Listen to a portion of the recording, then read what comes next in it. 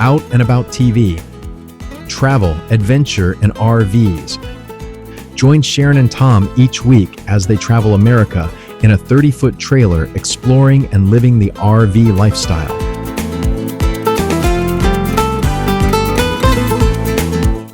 From trip and product reviews to RV show reports and an unfiltered look at life on the road.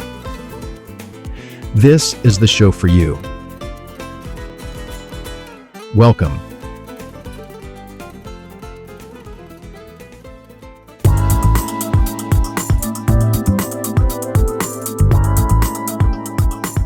Hey, welcome. Thanks so much for coming by.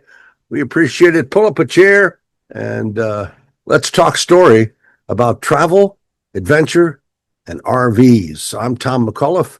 On behalf of Sharon and myself, we're certainly happy that you stopped by. We got another great show for you.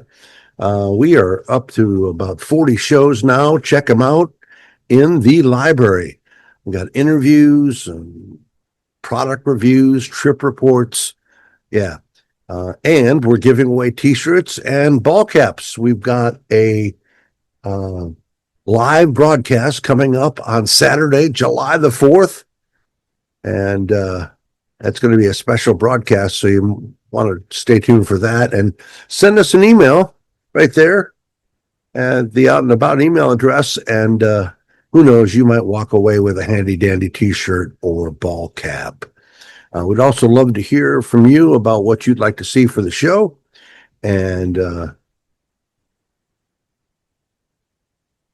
what have we got coming up? We have... sex in the RV. That's coming up. We're going to take a look to Mammoth Cave in Kentucky. I love Kentucky. We used to go down there from Michigan all the time when I was growing up. We're going to see if we can't find the best state park in America. We're going to need your help to do it. So maybe we'll give away some prizes. We're not doing this for money. We're a fair use site. We're all about education and sharing information. But we've been approached by a couple of different manufacturers. So we'll see. If we like the product and we tell you and it's okay with you, why not? Going to talk about full-time RV living. It's a lot different than just going out weekend here, weekend there. What's involved in that?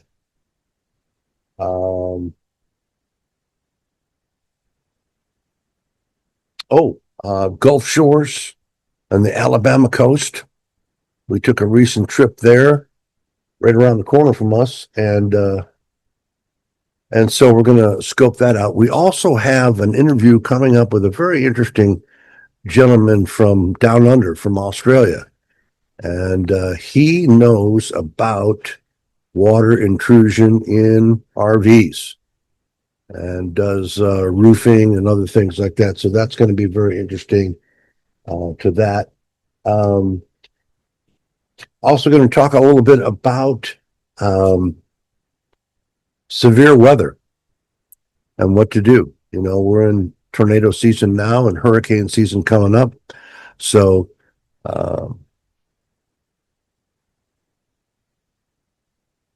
yeah. And I appreciate all the support and ideas and the emails, and even if you disagree, thanks a lot. We appreciate it very much. So let's get to it. Buckle up, a lot to get to, and away we go.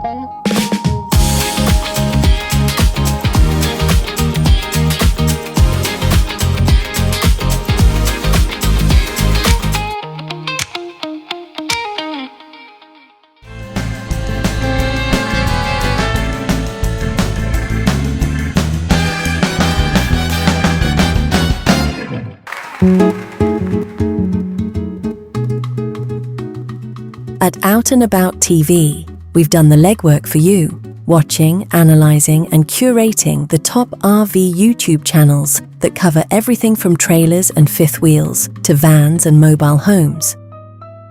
These RV YouTubers have turned their passion into full-time careers, influencing the RV community and even shaping industry trends.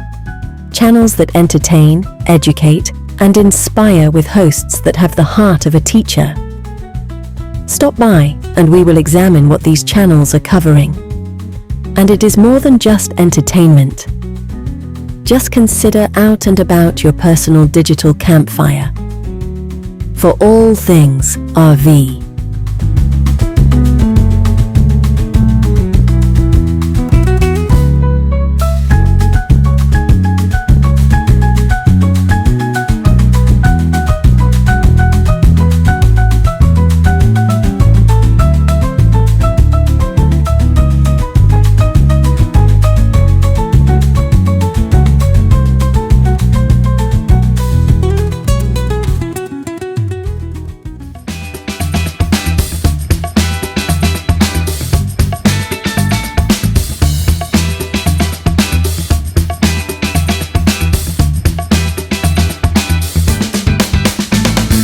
This time out for our YouTube RV channel spotlight. If you've spent any time researching RV travel on YouTube, chances are you've come across one of the most respected and trusted channels in the RV community. We're the Russos. Created by Joe and Kate Russo, the channel chronicles their journey from traditional careers and suburban living to a life filled with travel, adventure, and exploration on the open road. What makes We're the Russos stand out is their honesty. While many channels focus exclusively on the glamorous side of RV living, Joe and Kate have always taken a balanced approach.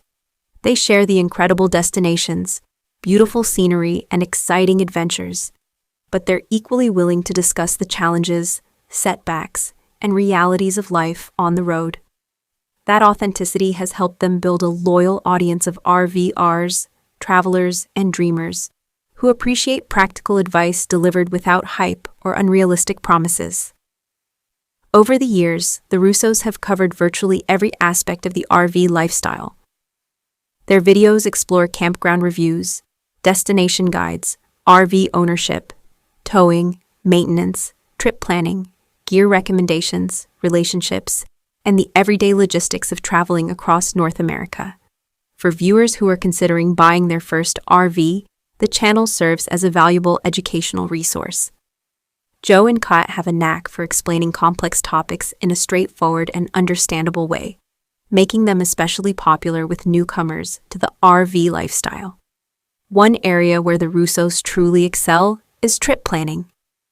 Their destination videos don't just show you beautiful scenery.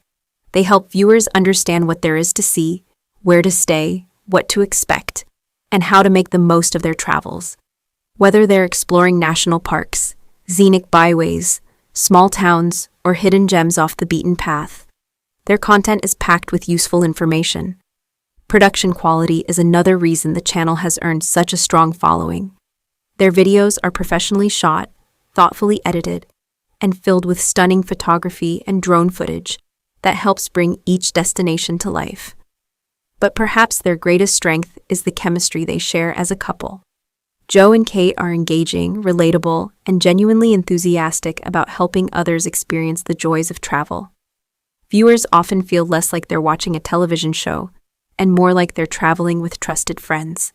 In addition to their YouTube channel, the Russos have built a broader travel and educational platform that includes blogs, podcasts, online resources, and community events designed to help mobile adventurers travel smarter and more confidently. Their focus isn't simply on RVs. It's about creating a life filled with experiences, memories, and adventure. That's a message that resonates with viewers, whether they're full-time travelers, weekend campers, or simply dreaming about future journeys. If you're looking for practical RV advice, inspiring travel content, and honest insights into life on the road, We're the Russos is a channel that deserves a place on your subscription list. You can find them on YouTube by searching We're the Russos. Check them out, tell them Out and About TV sent you. I'm Hope, and as always, safe travels, and we'll see you down the road.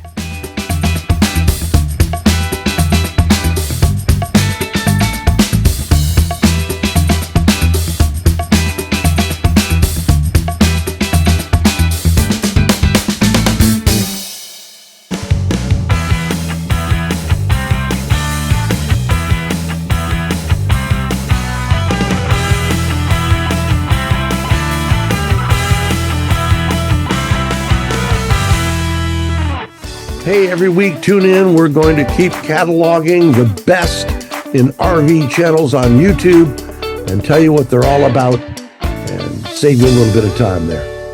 Thanks a lot for tuning in.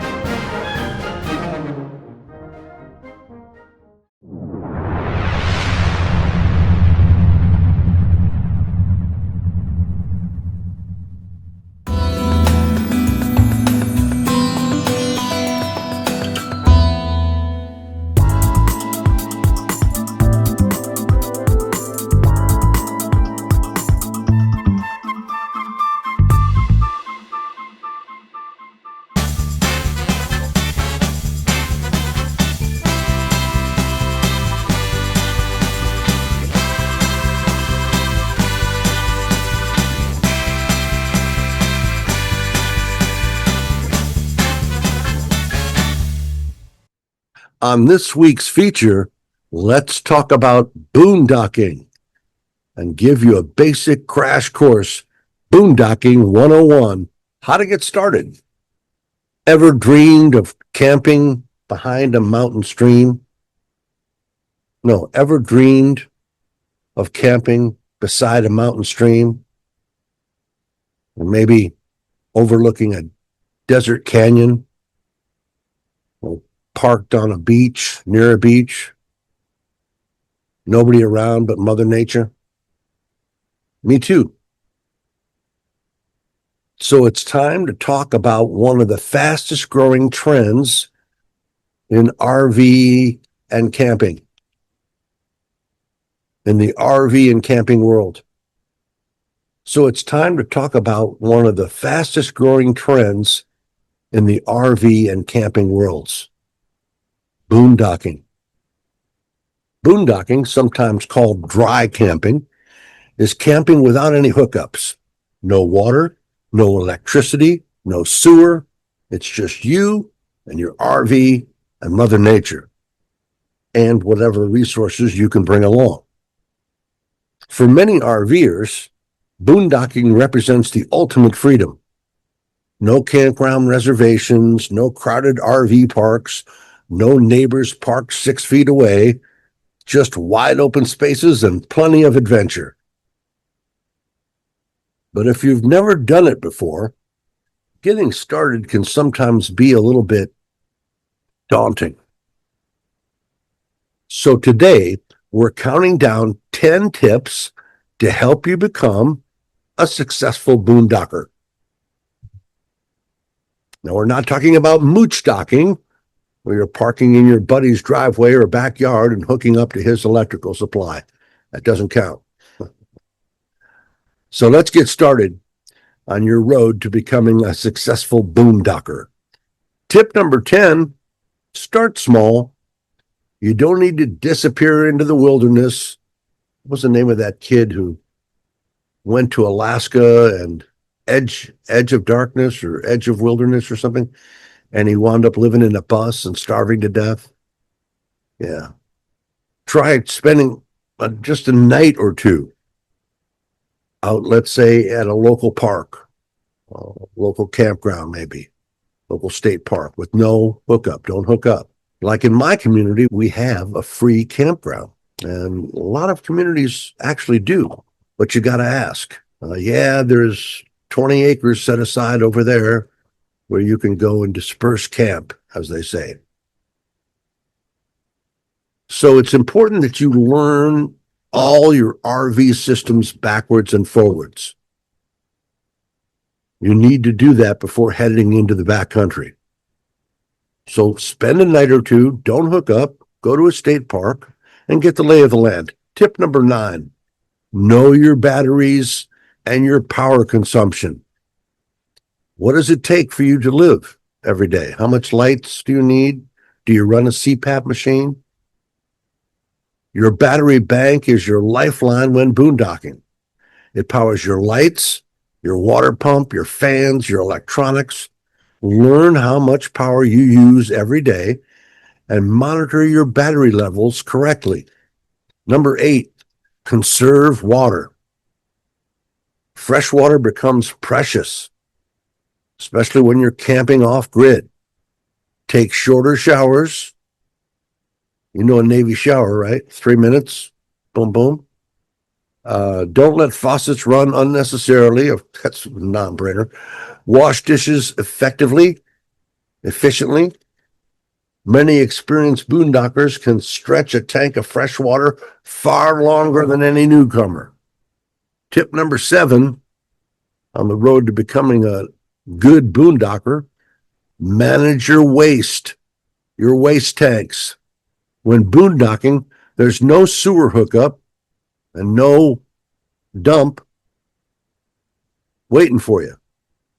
So you've got to manage that caca.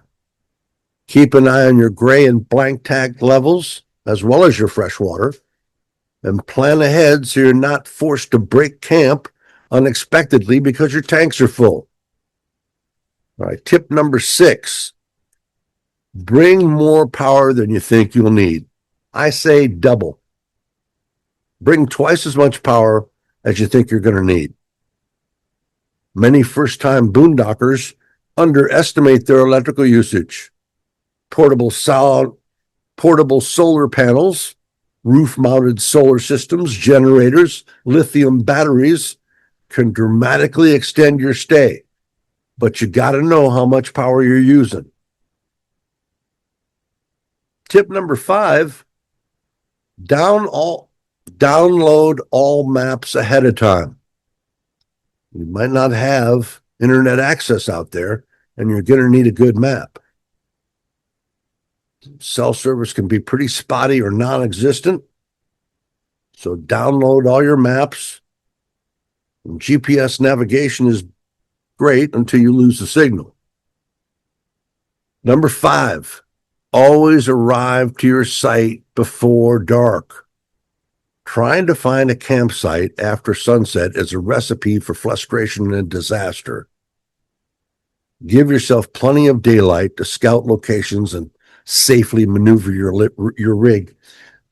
Brings me to something that my mom and I went backpacking to Europe. She wanted to go see the Holy Father. So we took her over there. And we were in Greece. And we wanted to go see this thing called the Blue Grotto. And take a boat, go duck under, and you go in, and there's this huge, cave and stuff, and the water's all blue, and it's really something. And so we got a cab ride out to the site, and everything naturally is closed. So the guy said, well, there's this field right here. Just go over there and pitch your tent, and in the morning, when they open up, you can make arrangements. Okay, so we did. Went over there, pitched the tent, pitch black. We both had these little pup tents. She set up hers, I set up mine. Went to sleep. Woke up the next morning, and we were 6 feet away from a 1,000-foot cliff drop-off down to the ocean. 6 feet. Had we stumbled over another feet, could have been a totally different story. Don't arrive after dark. Dusk, okay. But, yeah. Tip number 3, leave no trace. Another given. One reason boondocking remains available today is because most RVers respect the leave no trace edict. Pack out your trash. Don't dump wastewater. Leave campsites better and cleaner than you found them. Tip number 2, know the rules. Ignorance of the law is no excuse, son. Excuse me. Different public lands have different regulations, Some areas allow stays of up to 14 days. Others allow less. Some require permits. Others just check the local rules before setting up camp.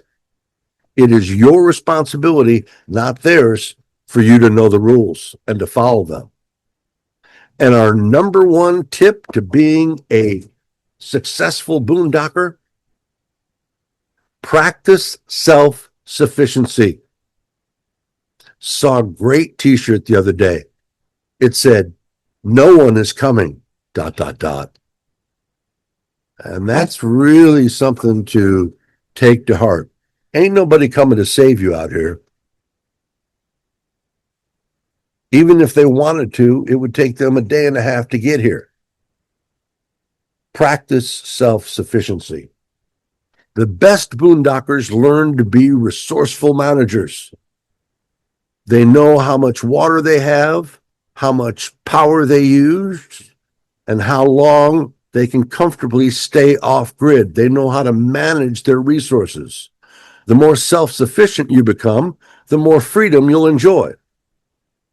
Now let's talk about where you can actually boondock. Most RVers immediately think of Bureau of Land Management, or BLM land, and that's a great place to start. The problem is most BLM land is in the western part of the United States, and particularly in states like Arizona, Nevada, Utah, Colorado, New Mexico, all those great western states, rich in BLM land. There is some in the eastern and southern part of the United States, but yeah, much of the western United States remains federally owned public land. You know, it's that land we got from the Indians. But what about RVers east of the Mississippi? Good news, there are other options. National forests often allow dispersed camping, as long as it's leave no trace.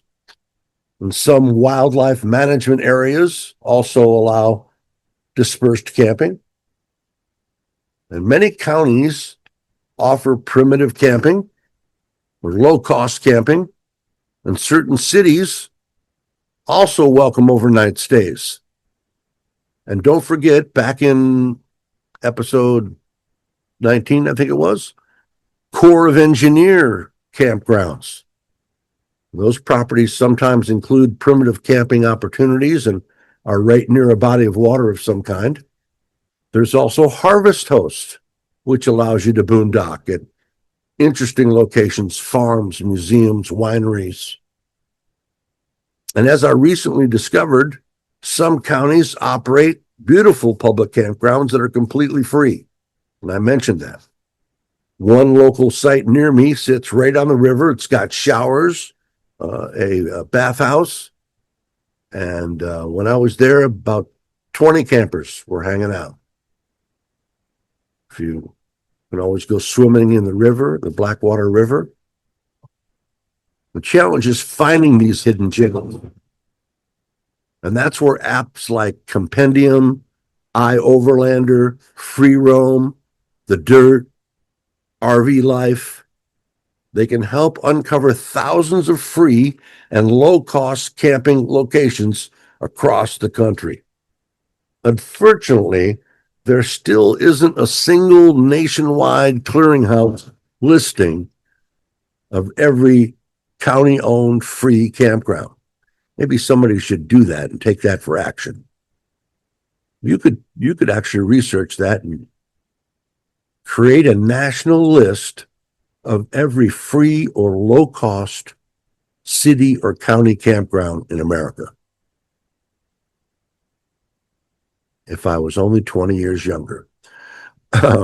Maybe someday somebody will create one. Until then, a little research can uncover some incredible places where many RVers never even knew that they existed.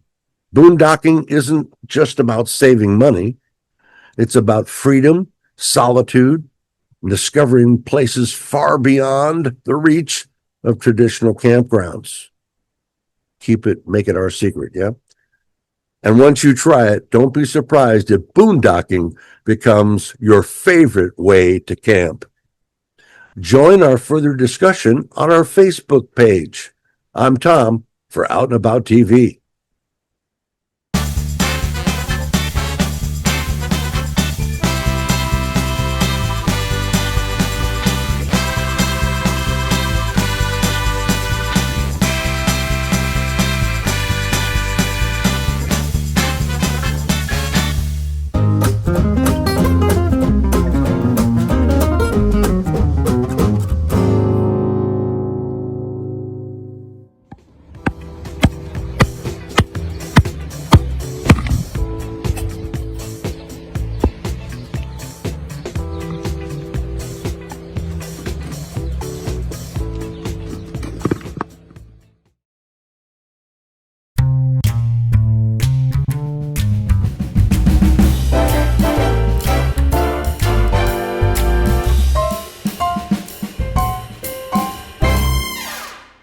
In this week's product roundup, we look at solar panels, both the kind you put on top of your rig, as well as portable panels that you plug into a solar generator or maybe into your rig as well. If you're planning to do any serious boondocking, sooner or later, you're going to hear two words: solar power. And while rooftop solar gets most of the attention, and rightly so, portable solar panels can have a significant effect and provide ease of use, portability, and they've quietly become very useful tools in the RV universe. So today, we're going to look at solar panels, both the kind you put on top of your roof as well as the portable solar panels, how they work, what to look for when you're buying one, and whether they're a good investment for your RV adventures. Now let's start with the obvious question. Let's start actually at the beginning. Do you want something that is portable that you can take with you, maybe on a camping trip or backpacking, something like that? Or do you want to have something permanently installed on the roof of your rig? Each has its own advantages. While rooftop solar gets most of the attention, these portable solar panels are really making inroads and dropping in price. And why would you want a portable one if your RV already has or will have RV panels on the roof? The answer is simple: flexibility. Your roof panels only work when the sun shines directly on your RV. But what happens when you've camped in a beautifully shaded campsite under a canopy of trees?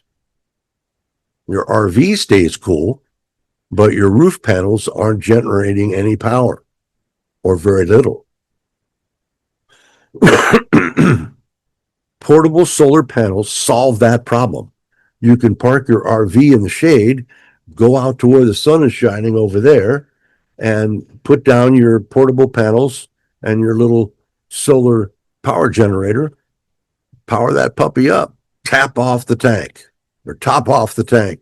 So it means you've got a power source and cooler temperatures and a much more comfortable camping experience. Portable panels are also ideal for RVers whose rigs came without factory solar, who want to expand their existing solar capability. So what should you look for when you're buying portable solar panels? First, you got to consider wattage. For occasional battery management, you don't need much. A 100-watt panel would be probably enough.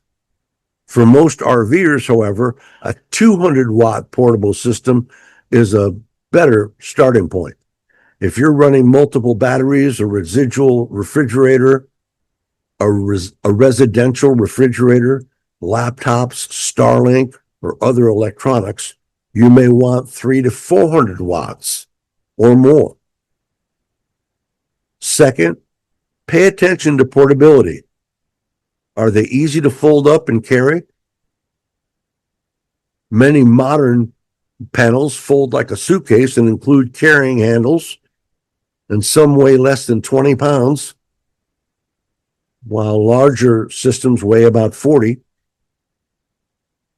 And remember, you're going to be moving these panels around frequently, so weight does matter. Third, look for durability.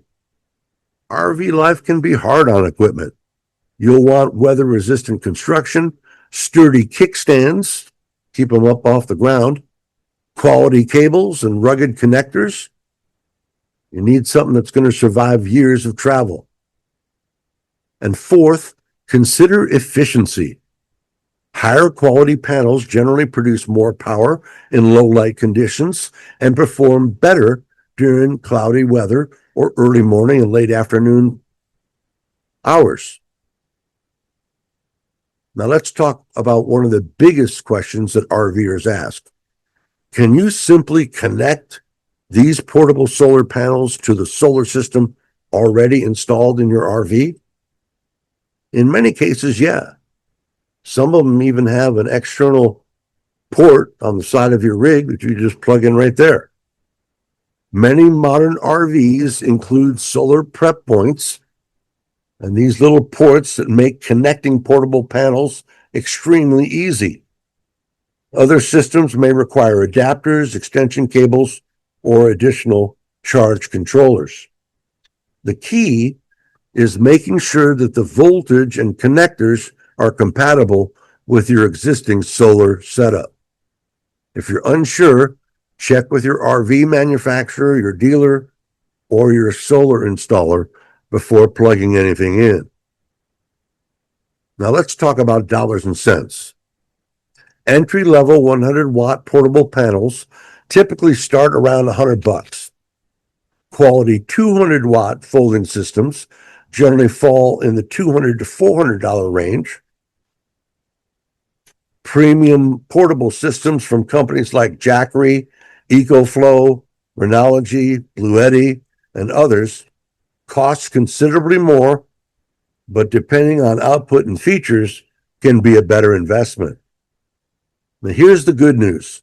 Solar prices have dropped dramatically over the past decade and definitely the past 2 years. Today's RV owner can build a surprisingly capable solar system for a fraction of what a similar system cost 5 years ago. Of course, portable solar isn't the only option. Many RVers choose to install permanent solar panels on the roof. Rooftop systems work automatically. There's nothing to set up, nothing to move, nothing to store. As long as the sun is shining, you're producing power. The downside, you can't move them into the sunlight. If your RV is parked in the shade, you got a cooler rig, but you ain't producing any power. And that's why many experienced boondockers use both. Rooftop panels for the daily usage and portable panels to top everything off. Now, what can 200 watts of solar actually run? People always ask. Run lights, water pump, power up phones and tablets, Starlink, a TV, CPAP unit, but not an air conditioner, microwave, not for extended periods. You might get 30 seconds, a minute here or there. Electric water heaters, non-starter. A portable solar panel cost guide, about 100 watts, 100 to 250 bucks. Good for battery maintenance and phone and basic lighting. You can get a 200-watt portable panel for about 150 to 400 bucks. That's a sweet spot for most RVers. And then you can get a 400-watt portable panel for about 250 to 450. And that provides you some serious off-grid capability.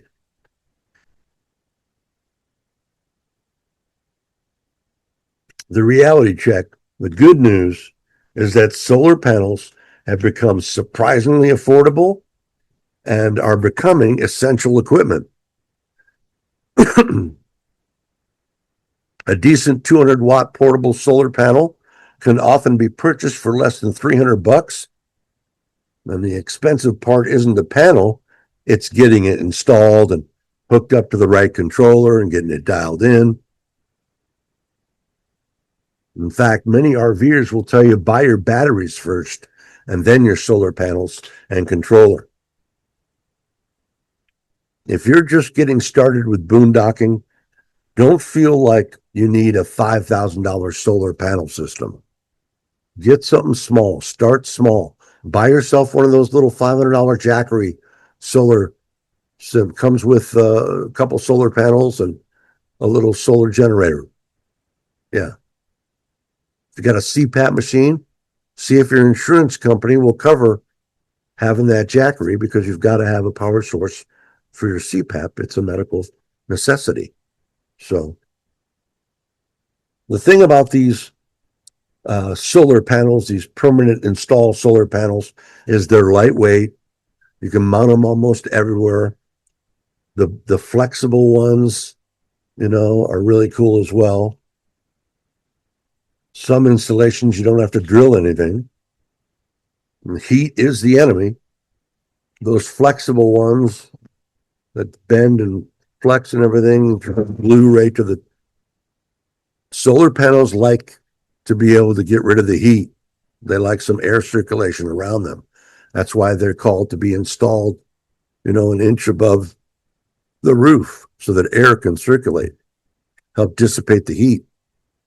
If I were outfitting, something like an Ember or an Intech or a Lance, I'd probably choose a traditional rigid roof system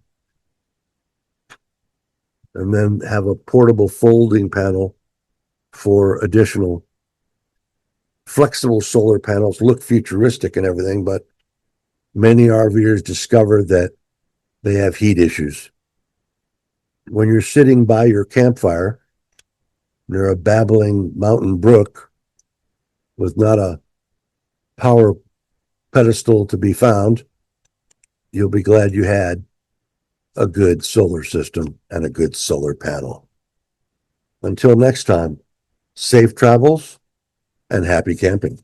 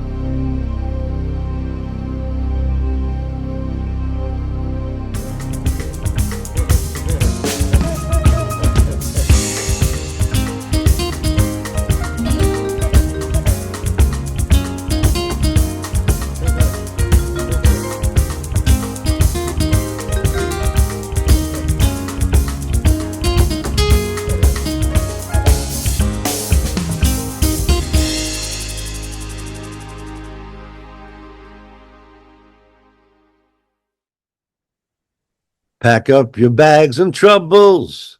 Put on a happy face. We're going to North Carolina and the beautiful Outer Banks. Nag's Head, Cape Hatteras, shipwrecks, the Wright brothers. Ooh, it's going to be exciting. Stick around. If you're looking for one of America's most unique coastal destinations, set your GPS for North Carolina's Outer Banks.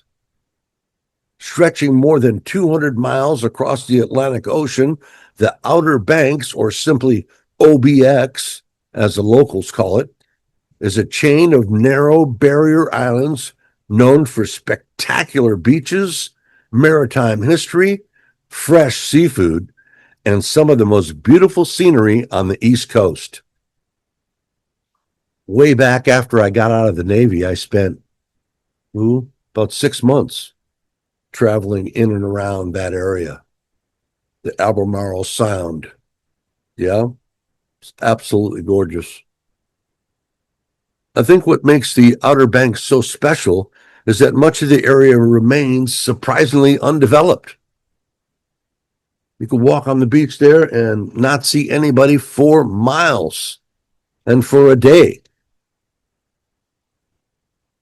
Reminded me a little bit of the UP of Michigan in that regard. It's very undeveloped. Instead of towering hotels and crowded boardwalks, you're going to find miles of windswept dunes, charming little beach towns, historic lighthouses, all kinds, and endless ocean views. Most visitors begin their adventure in the town of Nag's Head, one of the most popular destinations of the islands. Nag's Head offers a wide sandy beach, excellent fishing, shopping, restaurants, bars, and easy access to many of the region's top attractions. Just south of town, you'll find Jockey's Ridge State Park, home to the tallest living sand dune system on the East Coast. Rising nearly 100 feet above sea level, these massive dunes provide a spectacular view once you climb to the top of them. You can see way out into the Atlantic Ocean and way back across the Roanoke Sound.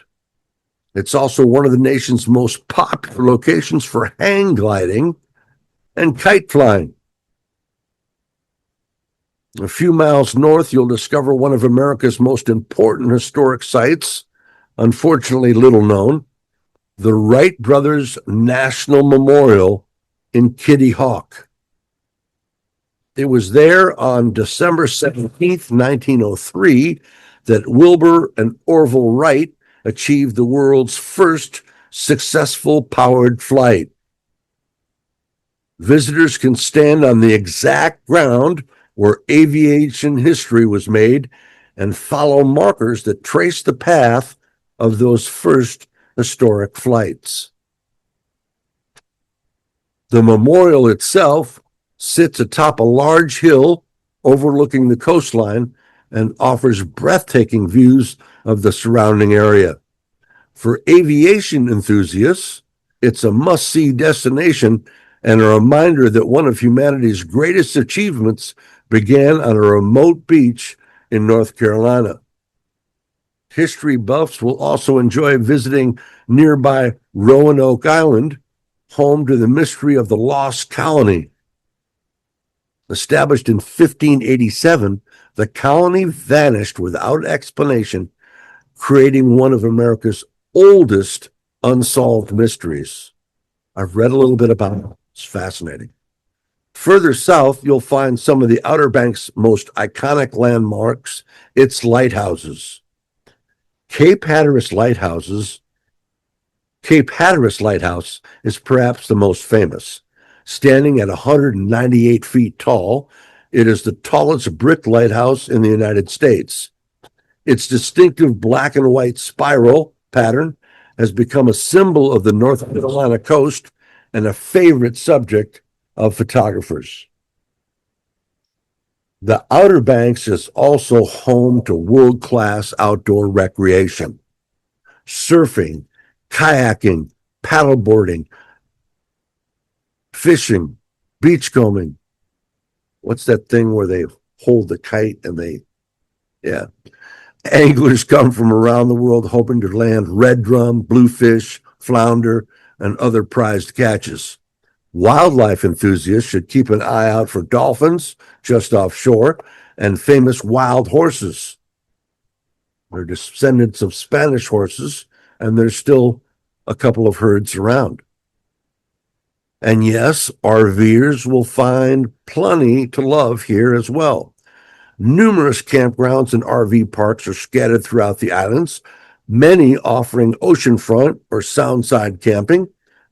Waking up to the sound of the waves crashing outside your RV is something you'll never forget. And one thing visitors quickly learn is that life moves a little slower here on the Outer Banks. The pace is relaxed, the people are friendly, and the sunsets over the sound can be absolutely spectacular. Whether you're exploring aviation history, climbing a lighthouse, fishing from the beach, or simply relaxing with your toes in the sand, the Outer Banks offers a perfect blend of history, nature, and coastal charm. For RV travelers, the Outer Banks offers a variety of camping options to choose from full-service RV resorts to more rustic beachside experiences. One of the most popular destinations is the campground at Cape Hatteras National Seashore. Campers can stay just steps from the Atlantic Ocean. There's also several private RV resorts near Nags Head, Avalon, Hatteras Island. These offering full hookups, swimming pools, laundry facilities, and easy beach access. Families often gravitate toward campgrounds near Nags Head and Kill Devil Hill because they place visitors close to restaurants, shopping, and attractions like the Wright Brothers National Memorial. For those seeking a little quieter experience, campgrounds farther south on Hatteras Island provide a more remote atmosphere with spectacular stargazing at night, fishing, kayaking, and some of the most beautiful sunrises on the East Coast. My friend Richard Bashar lives near there.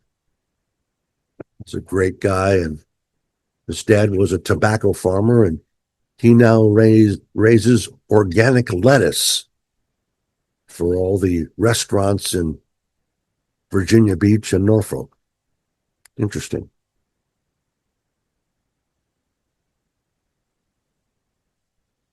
If you're headed to this area in the summer, reservations are strongly recommended, especially during spring, summer, and fall. When the Outer Banks becomes one of the most popular RV destinations in the southeastern United States. You've got Cape Hatteras National Seashore, the Oregon Inlet Campground, Cape Hatteras KOA Resort, the Ocean Waves Campground, the Frisco Campground. Now, the KOA at Rotterdam is especially photogenic because you can literally get drone footage of RVs sitting right behind the dunes with the Atlantic Ocean in the background. And that's just fine by me. It's a gorgeous, gorgeous place. And when your significant other or wife sees pictures of it, she's going to say, put that on the list. I'm Tom from Out and About TV.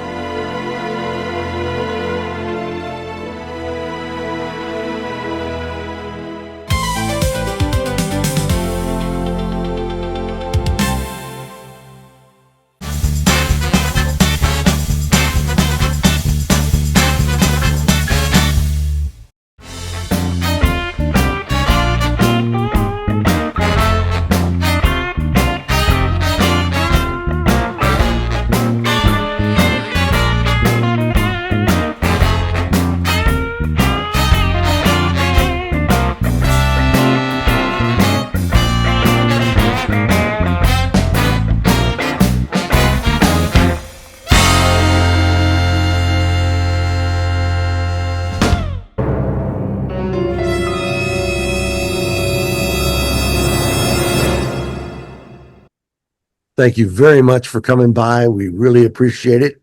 And make it a point to come by next Saturday at noon. My wife got me a new on the air sign, and she gave me this little remote. And when I'm on the air, and I told her she needs to come on the air more, but she's been so busy. This is our real estate season, so it's a crazy time. I may be reporting from a summer RV show, but it has been super hot here. We're having an early summer this year for some reason, and I might not be able to deal with it. So we will see what we will see. And check out our Facebook page where the conversation continues, as well as our new website at www.outandaboutRVTV.com. Thanks again for coming by. Please like and subscribe. We'll see you again next week. My voice is about to give out, and we'll see you out and about.